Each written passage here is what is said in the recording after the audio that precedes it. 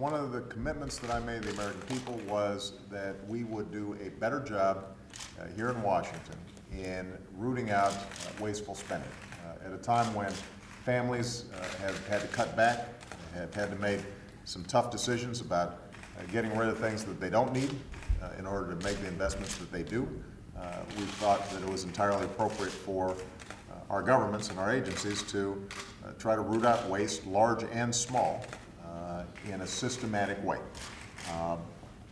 Obviously, this is even more important given the deficits that we've inherited and that have grown as a consequence of this recession. This makes these efforts even more imperative.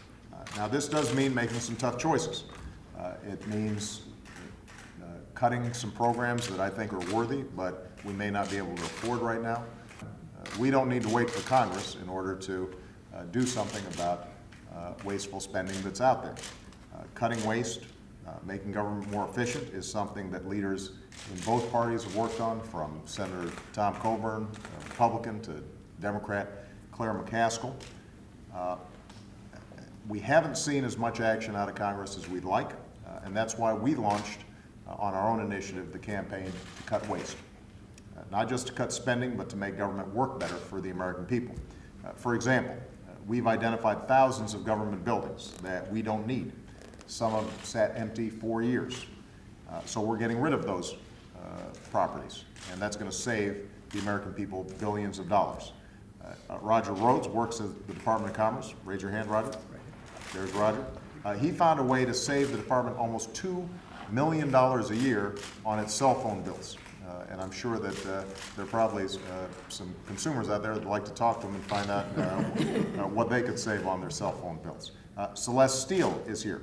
Celeste, raise your hand. Celeste works at the Department of Homeland Security, and she's helping to save taxpayers tens of millions of dollars by changing the way that the department buys goods and services. I've also tasked Vice President Biden to work with the secretaries of all our agencies to identify some systemic areas of potential improvement: travel, transportation, IT services, all of which we know can save us potentially billions of dollars.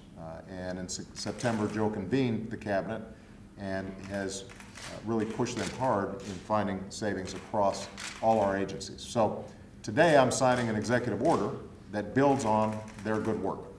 It directs agencies to slash spending in each of these areas: travel, printing, IT, because we believe that we can get better results for less using technology. And overall, spending in the areas covered by this executive order will shrink by 20%.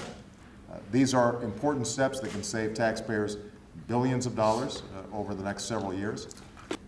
There are things that we can do right now that will actually deliver better government more efficiently, more consumer-friendly, for less money. And we're going to keep on finding every possible way that we can do that, even if Congress is not acting. So with that, I'm going to sign the bill, but I want to thank all the officials who are behind me here today for taking this project so seriously.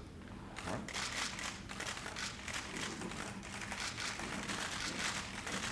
There you go.